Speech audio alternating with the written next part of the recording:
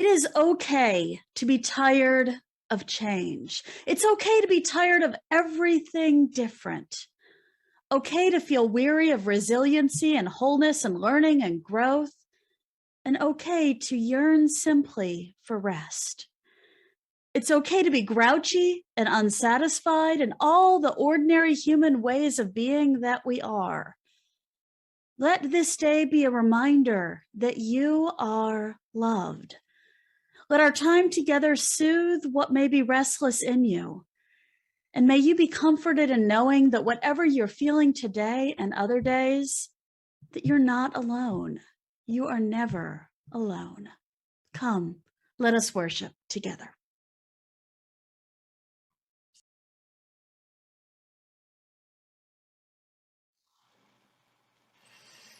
The circle is open, but unbroken. May the peace of the goddess go ever in your heart. Merry meet and merry part, and merry meet again. The circle is open, but unbroken. May the love of the goddess go ever in your heart. Merry meet and merry part, and merry meet again. The circle is open, but unbroken. May the joy of the goddess go ever in your heart.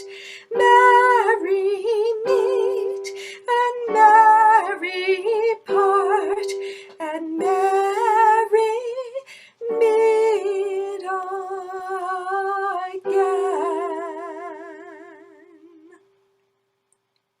Blessed be and Merry Yule.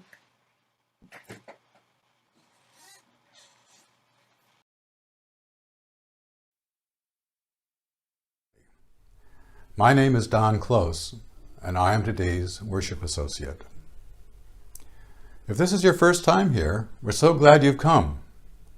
We are a welcoming congregation, and we are always striving to better welcome and care for one another.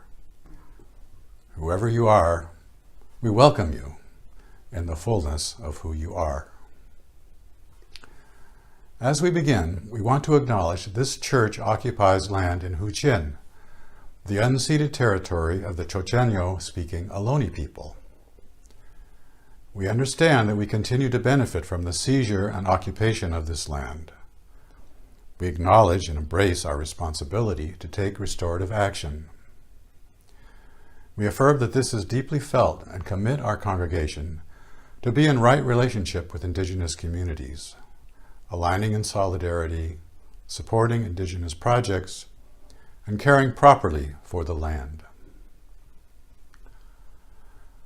Please take a moment now to prepare yourself and your space for our time together.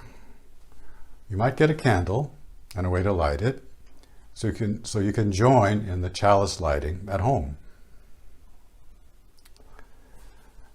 Now let us kindle our candles, or the inner flames of our hearts, with the words of Jennifer Grayson.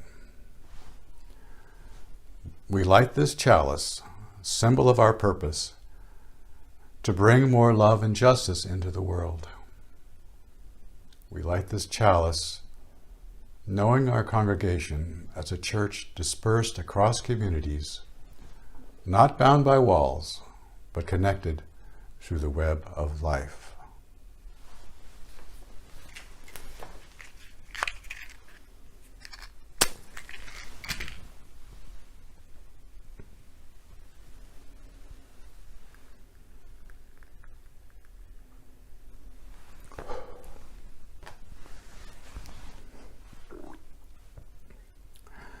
I now invite you to share in the comments where you are by writing "I carry the flame" in whatever town or city you are joining us from.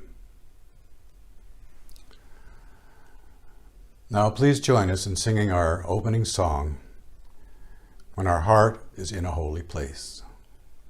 The words will be on the screen.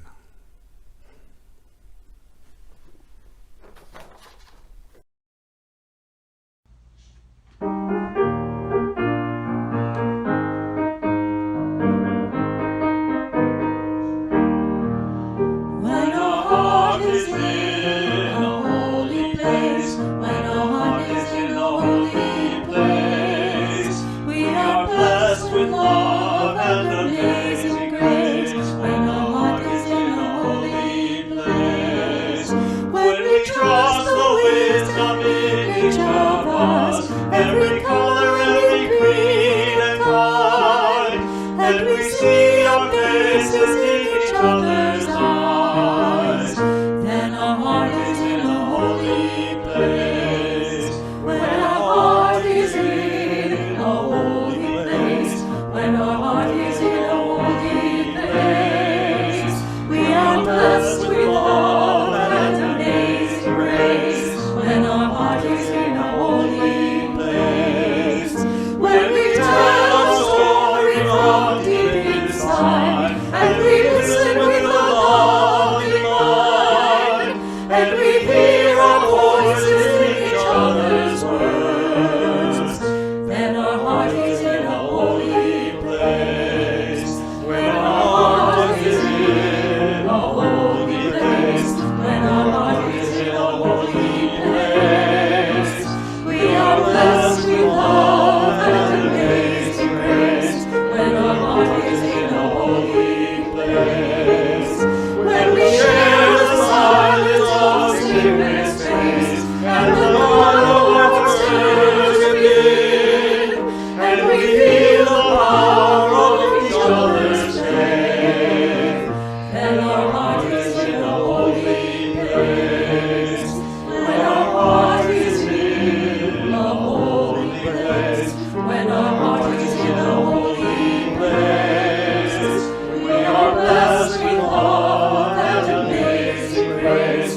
When our heart is in a holy place. When our heart is in a holy place.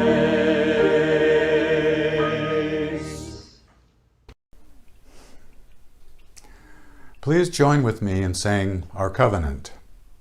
For this week I have chosen the full version. We covenant to build a religious community guided by love and sustained by respectful relationships. Believing that building healthy relationships is a spiritual practice, we aim to listen appreciatively, speak with care, express gratitude, honor our differences, and assume good intentions. We endeavor to communicate directly, honestly, and compassionately, particularly when we are in conflict. When we hurt one another, we'll try to forgive, make amends, and reconnect in a spirit of love. In celebration of the common purpose that unites us, we will do our best to abide by this covenant.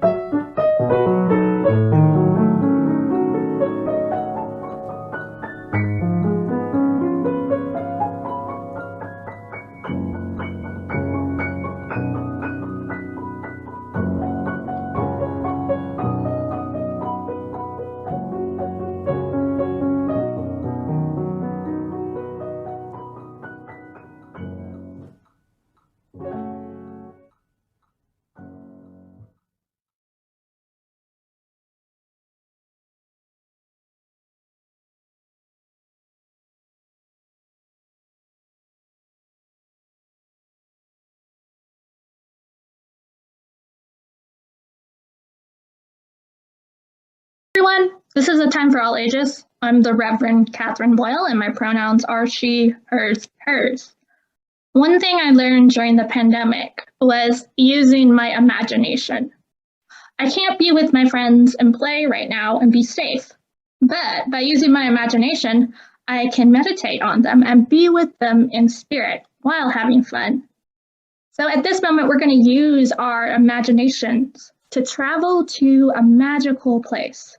So if you're young or young at heart, join in with me with closing your eyes if that feels comfortable, taking a deep breath, and journeying to the rainbow together. With that, let's sit back and breathe in and breathe out. Close your eyes, and if you want to keep them open, that's fine. Breathe in, breathe out. In your mind's eye, see it has been raining in your garden, but you will find many things to do. The sun has come out again, and you can feel the warmth all around you and the peace and the joy that are there. Look at the blue sky and the clouds that reflect the shining golden sun. You can still see showers of silver raindrops on the leaves and the grass. The flowers look like they have been brushed with a gentle wet hand. Now, I want you to look into the distance. And as you look, you will see far, far, far off a rainbow. A rainbow is very beautiful and very special. In fact, it looks as though someone has painted it, because it is hard to imagine how something so glorious as this could otherwise exist. I wonder, how will you reach it? It seems a long walk, so I doubt you'll get there for a long time. I know. Why don't you use your imagination to wish yourself there? Wishes can come true, and I'm very sure that if you think of the rainbow very, very hard and wish yourself close to it, that it will happen. So there you are at the foot of the rainbow. Look at the colors. There are some colors you see in your own painting: red, orange, green, gold, silver, white, all sorts of colors. Why don't you see what's on the other side of the rainbow? I wonder how you'll get there. Climb up? Or are there stairs in your imagination? Or perhaps there is an escalator that will take you up. Or perhaps you could just wish yourself very, very hard on the other side. Now that you are on the far side of the rainbow, I think you should go exploring. It's very different here on the other side, isn't it? It's as beautiful as where you were before, but in a different way, because everything is gently washed in the rainbow's colors. But then you are now in Rainbow Land. Here come the rainbow people to greet you. Their clothes are made of leaves in all colors of the rainbow. Their shoes are curled and pointed in little circles over their toes. You can see their homes not very far away, but there's no need to walk there. All you have to do is wish. That's what the rainbow people do to transport themselves along. Now it's time to go and say goodbye to your new friends. But remember, the Rainbow Land and all of your imaginations is just a wish away. You can always close your eyes and say hello to the rainbow people, anytime, anywhere.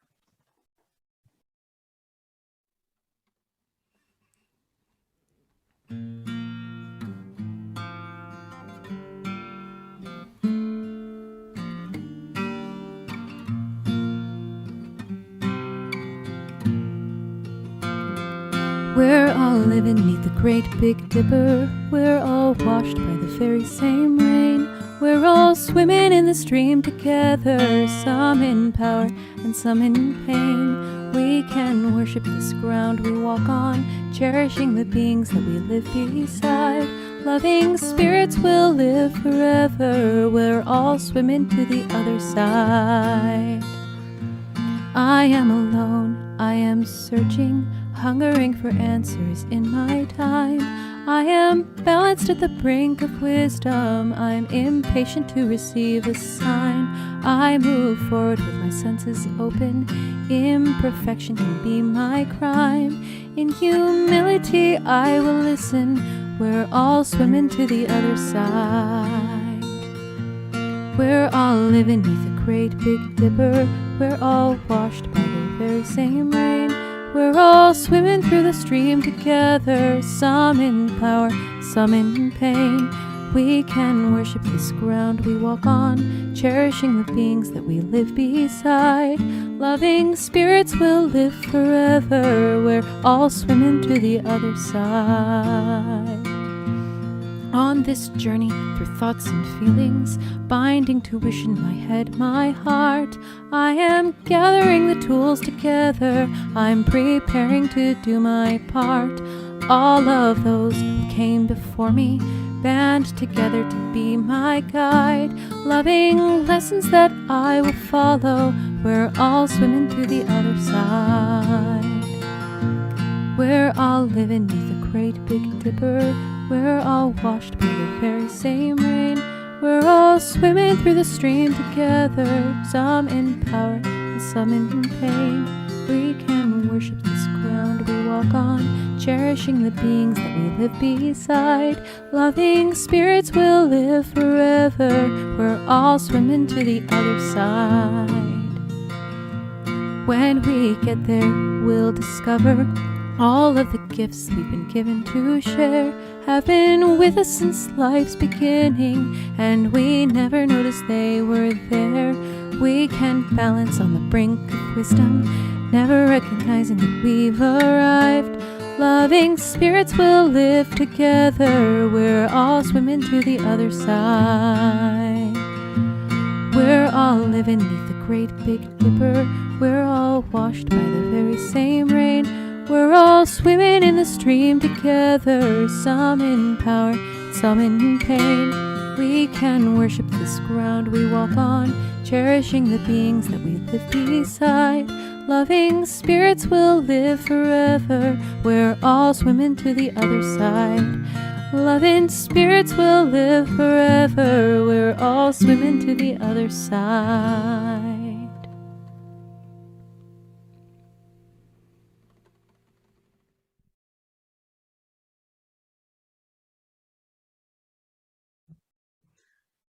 Now let us enter the time in our service that we make for our hearts and our spirits, for our cares and our concerns for one another. We lift up and hold these precious things, these joys and sorrows and challenges we may each be facing. During our time of silence this morning, I invite you to share any joys or sorrows or significant milestones of your own in the comments section. I invite us all to hold these cares in the compassionate embrace of this loving community.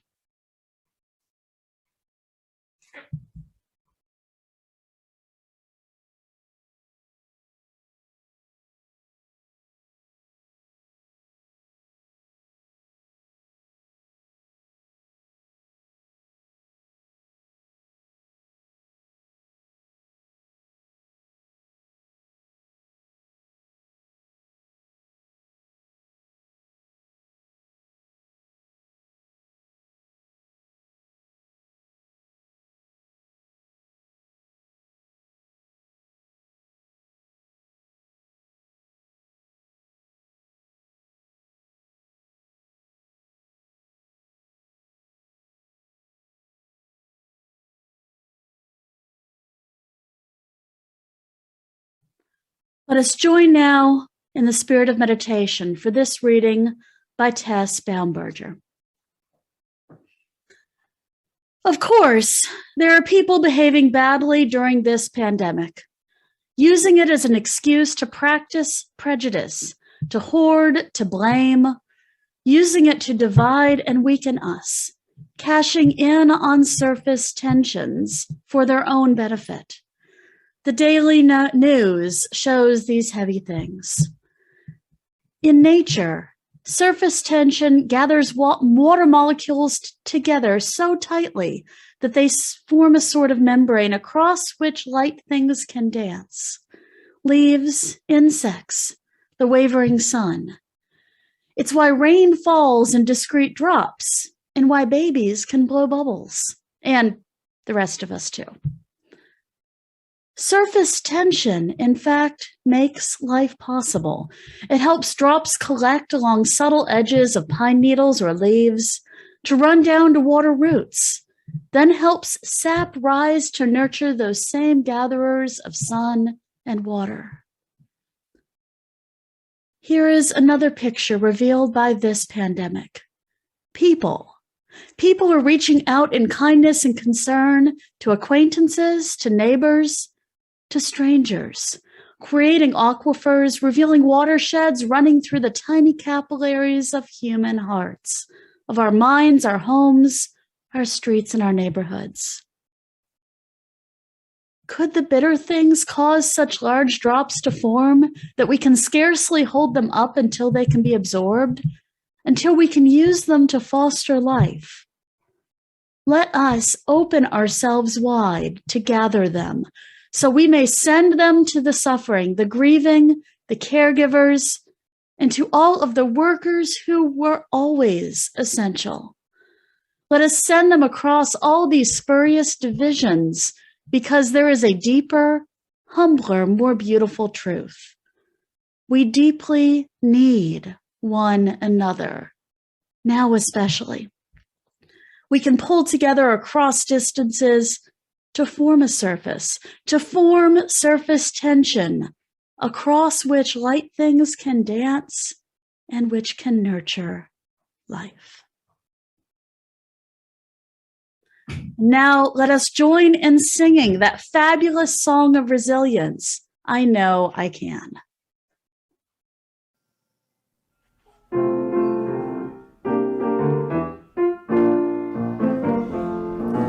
Though days be dark with storms, and burdens weigh my heart, though troubles weigh down every turn, I know I can go on. When sorrow heals my soul, and burdens make me strong, though troubles weigh down every turn, I know I can go on, and though the journey is long,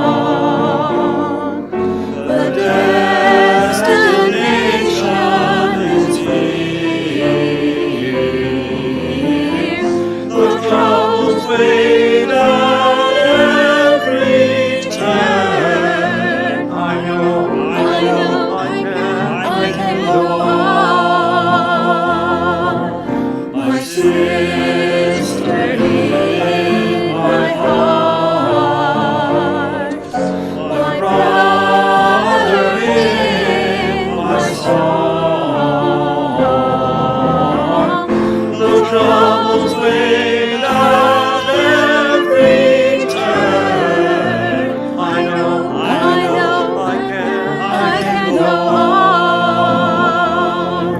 So brothers, take my hand, and sisters, sing my song. When hope awaits at every turn, I know we will go on.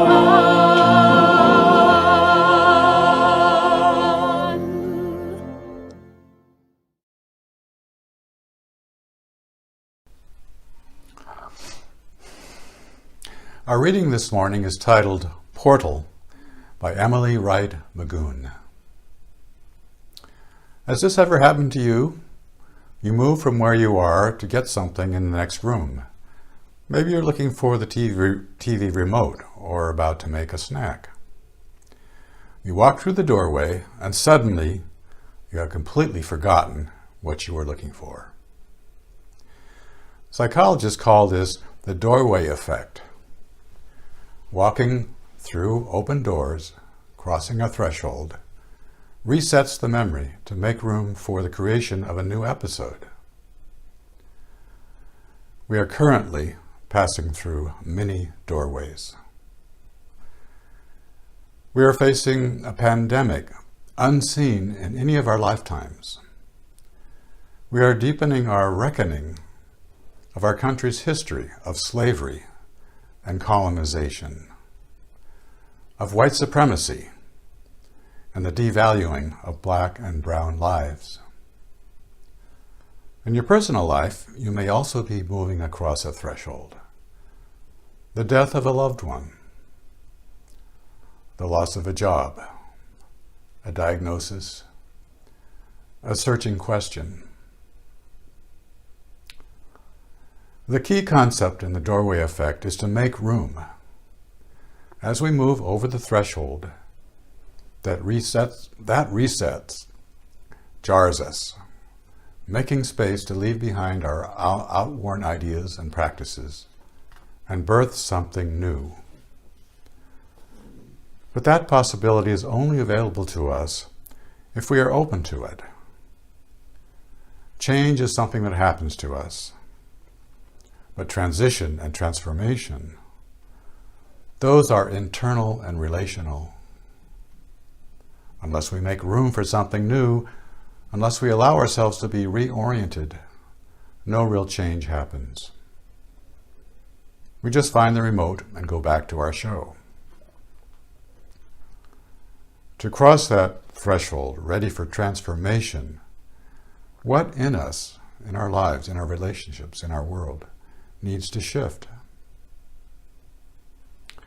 Let us cross this threshold ready to reckon with our country's legacy of brutality and white supremacy, ready to rumble with deep change, ready to radically reorient our world into a place where interdependence is not taken for granted or squandered. Don't just grab the remote. Let's move through the portal instead.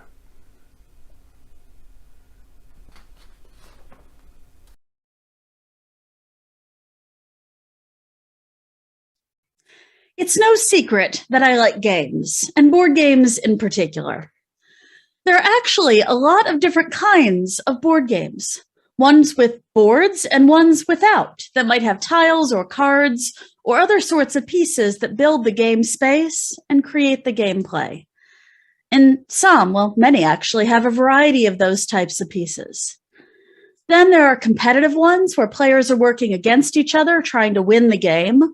And on the other hand, there are cooperative games where the players work together to accomplish some goal or work together to deal with the monsters or the situations that the game puts up against them. One of my favorite board games is one I've been reminded of many times in the past year and a half. It's a cooperative game, so one where the players are working together towards a goal while dealing with the events and the changes that the game throws at them. They are working together, trading and accumulating resources, helping each other out, using each of their special abilities in the game that their role has, and changing and shifting strategies as necessary as the challenges and needs of the game changes.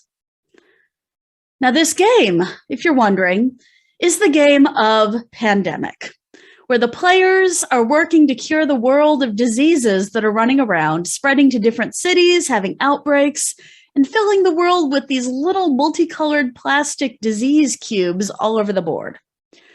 And while the context of this game is pandemics and disease fighting just as a game mechanic, there are a lot of interesting insights if we take a closer look, especially as we think back over the past year and a half. But before we go into that, before we go into thinking about lessons and insights learned over the course of the pandemic so far, it is important to name some realities that have been true for many of us.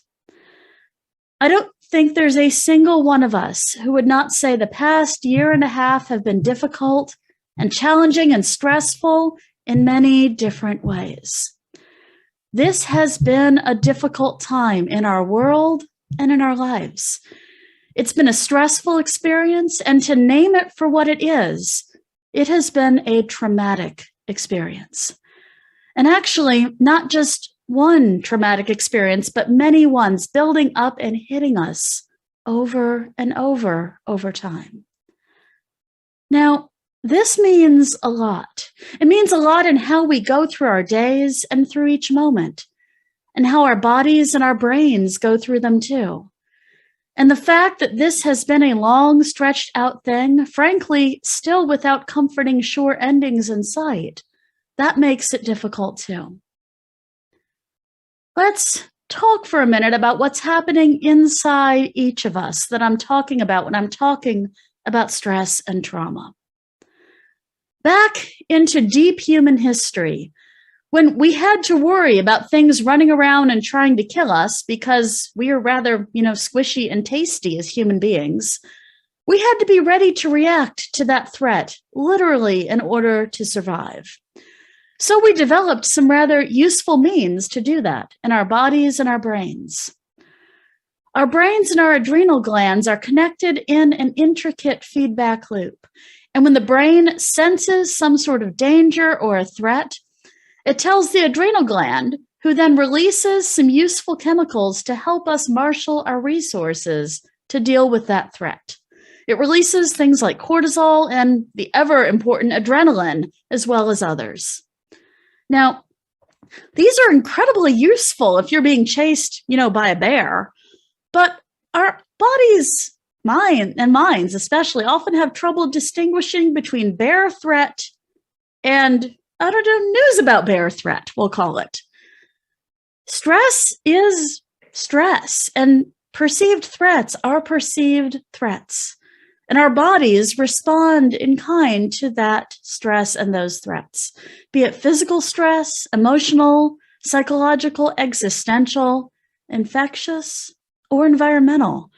Our bodies get us up and ready to react. Now, this is well and good if we're, occasionally chased by a bear or a tiger or a mammoth or anything like this, because we have plenty of time that we aren't being chased by said bear and can recuperate and rest and reset. But in a world where at baseline there is stressful and disturbing news hitting us every single day, this can contribute to a good deal of chronic stress, to our bodies staying in fight or flight mode for too much of the time. Then add to that these many months of pandemic that have been piled on, as we have faced not only perceived but very real physical threats to our well-being in the very air that we breathe, as well as plenty of news articles and the like, with varying degrees of certainty and uncertainty. Just these things alone are enough to bring about a good deal of chronic stress and trauma. And then there are so many other realities that this time has held for frontline workers and medical professionals, as well as for us all, from the physical separation from our friends and loved ones, to the disruption of our traditions, to supply chain issues, to losses and illnesses, and the ever-present uncertainty we've had to live with. And of course, none of this happens in a vacuum, as natural disasters and climate change and the realities of many ongoing oppressions and tensions in our country have come into the forefront. It has been a traumatic time. And all by itself, it's important to name that. It's important to name that and to hold ourselves tenderly and with as much grace as possible as we continue to go through these ever challenging times. So what have we learned? What insights can we get from these times that we have lived through? Well, first of all, thinking back to the board game Pandemic, it's not a competitive game, the who gets to the finish line first or with the most beans kind of thing. It's cooperative, and really you only have a chance at beating that game if everyone really works together and listens to each other and jumps in when someone else has a need or when there's something crazy happening somewhere on the board and we all need to focus on that. It is rather impossible to be selfish in a cooperative game. And while you can go it alone for a while, eventually you're going to need a resource someone else has, and they're going to need something that you have that's maybe not as useful to you. Are you hearing all the analogies in here? If nothing else, this past year and a half, or well, past year and almost a half, have shown us how much we need one another, both in small-scale senses of needing human beings around us, as well as larger and even global scales of needing to cooperate, to share information, to share resources, and to work together to adopt practices that work to combat this disease, this ever-changing disease that we're facing. In many ways, the quarantining and the isolation and sheltering in place, as well as the shutdowns of so many communities and institutions, have highlighted for us how much we need one another by showing us how much we miss one another. How many of us has the distancing and sheltering been difficult for? I'm guessing every single one of us. It's hit some harder than others, particularly families with school-age children, the kids themselves, folks who are living alone, and folks with other stresses in their lives, in their daily lives, with a myriad of ways of coping with those. We need one another. We need spaces that feel safe, spaces where we don't have to worry about our stress readiness reactions kicking in. We've, always needed spaces like these, but that need has gotten extra highlighted as we've gone through the pandemic. And when the grocery store, even the grocery store is a stressful place to go, literally, to get the stuff that we have to have in order to survive, it adds additional layers to this need. And we also need to cooperate, and we need to do things that are good for each other. Now, this is one that I would like to think is automatic and comes naturally to us humans. And it does in some cultures, prioritizing the needs of others and the common good. But sadly, not as much in American culture. I could talk for a good while about my disappointment at so much selfishness around us. And even if I try to give folks the benefit of the doubt and assume good intentions and the like, knowing that things like runs on toilet paper and things like this are coming from a place of very real fear, there's still plenty to critique. To get through this, we have to cooperate better than we have been and to take other folks' well-being into account even more. Watching out for our own, of course, but watching out for others we don't even know just as well. We need one another. Now, another lesson. Unpredictable stuff happens, and we have to be ready to adjust and pivot and meet it when it does. How many folks foresaw the coin shortage? I can't think of a single one. That was a surprise. And how much can get disrupted when a single ship gets stuck? That reminds me of a moment several years ago when I was driving home from work in Delaware, and I saw signs everywhere about keeping one's car windows closed because of bee swarms in the air. A truck carrying bees had crashed in the area, and the bees had gotten loose. A single truck. Well, the way we grow fruits and vegetables in this country is so particularly dependent on a small and transportable bee population that the crash of a single truck, the one I passed that day, the crash of that one truck disrupted national fruit and vegetable production for the entire next year. How many of us are truly ready for the non-linear disruptions that our future will undoubtedly hold? And as climate change continues to increase its pace, this question will become more and more significant. We also have to be ready to adjust and pivot when these changes and challenges occur. This is something I've been so proud of our church for doing in the past year. When we shifted into distance mode here, we didn't miss a single Sunday. So many segments of the church rose to the occasion and keep rising to the occasion. Despite reality that has shifted more times than any of us can count, we still keep showing up and saying, hey, what else is needed? Being ready to shift and pivot. Then, of course, there's the uncertainty.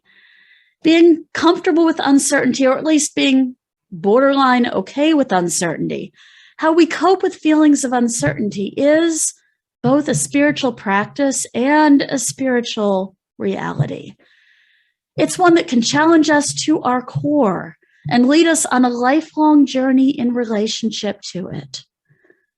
Now, there are some folks who are comfortable with uncertainty and with unknowns, and there are folks who are not so comfortable. I'm over in the not so comfortable category myself. Every day we are dealing with unknowns, and even where there is data, an answer to questions that we may be wondering about, there are also different answers, and there are plenty of areas where there isn't hard data to make things easy to understand. In our modern world, we've had to come to grips with uncertainty about the future, but the pandemic and climate change have amplified that uncertainty in many ways. If there's one spiritual practice we would all be better off working on, it would be this one, of finding ways to increase our own comfort with uncertainty and unknowns and practicing being comfortable with uncertainty. My last insight for today, okay, I'm going to get there. The last insight is hope. That there are plenty of reasons for not only hope that we'll keep moving forward, but also for certainty that we will get through this. That favorite board game of mine, we'll be sitting there with disease all over the board, not having the resources we need, and even mutations popping up. Yes, there are mutations built into the game. And then we surprise ourselves and get through it. The last time I played this game, we took one look at the roles we had chosen, and I immediately said, this is going to be brutal. We didn't have a balanced set that makes the game more manageable. But, you know, we still managed to beat the game with plenty of time to spare. We might look around at how things are going in the world and remark on how unique and unprecedented these times are, about how brutal this is going to be. But they're not all that unique. We humans have been through many such things in the past, and we have gotten through. Now, some things may look different temporarily, and some things may look different permanently as a result. And we may sometimes feel like we're walking on coals to get there, but we will get through. So let's remember our lessons and our insights. That we need one another, cooperating, being flexible, facing uncertainties and unknowns, being ready to meet challenges when they inevitably rise, even if we don't feel ready for them. We will get through. To do that, though, we've just got to keep on moving forward and keep on moving forward together. May it be so.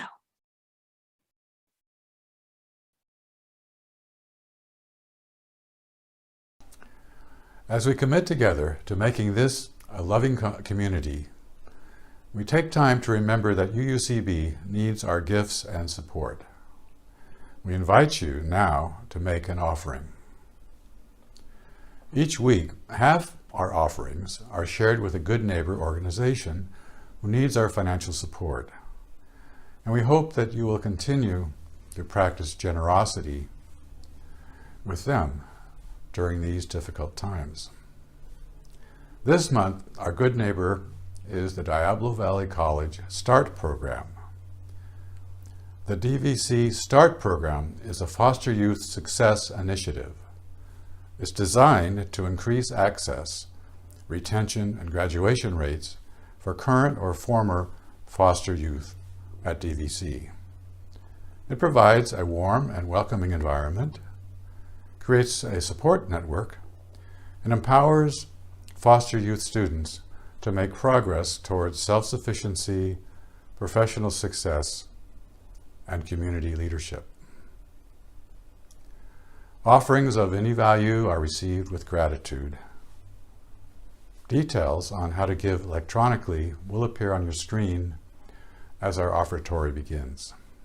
Thank you.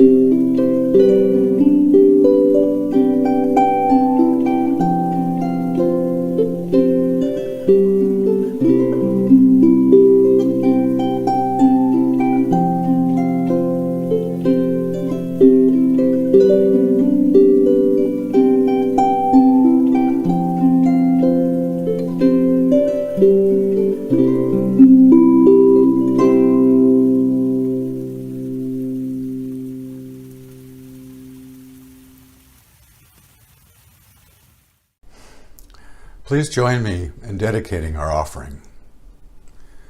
We dedicate our offering and ourselves to the mission of this congregation, to create loving community, inspire spiritual growth, and encourage lives of integrity, joy, and service.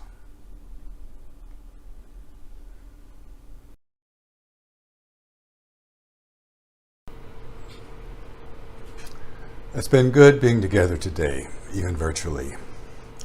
Before we shift our attention to the coffee hour on Zoom, I'd like to remind you to check out all of the things that are available in our congregation even during the pandemic, by exploring our website, uucb.org. There you can find a link in News to This Week Ahead, our weekly email newsletter, which includes a list of activities, announcements, and contact information. Also, may I encourage you to linger after Reverend Michelle's closing words and the extinguishing of the chalice to absorb the musical gift of the postlude. Among announcements, here are a few things to note. This coming Wednesday evening, our Board of Trustees will hold its monthly meeting on Zoom at 7 p.m. Of special interest will be the presentation of the full recommendations of the Widening Circle of Concern report. Next Sunday, September 5th, we will have the opportunity to say goodbye to our dear Reverend Kat in the early afternoon after church service. Logistical details will be announced in the week ahead. Also, Sunday the 5th, Resilience is the theme when the Social Justice Council's Literature, Film, Drama, and Music contingent discusses the book Better, Not Bitter, Living on Purpose in the Pursuit of Racial Justice by Yusef Salaam. He is one of the men who were wrongly accused in the Central Park jogger case. Finally, a reminder. September 14th is the last voting day of the 2021 California gubernatorial recall election. Please make sure to turn in your ballots on time. Now, please join in singing our closing song. The words will be on the screen.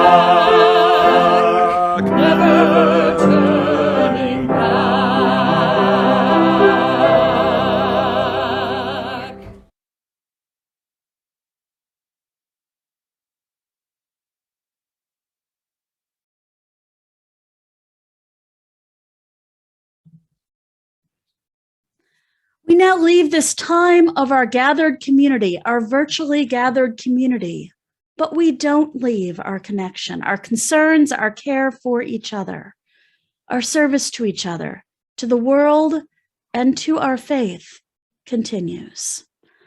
Until we are together again, friends, may you be strong, be well, be true, and be loving. And remember, you are never all alone. Blessed be.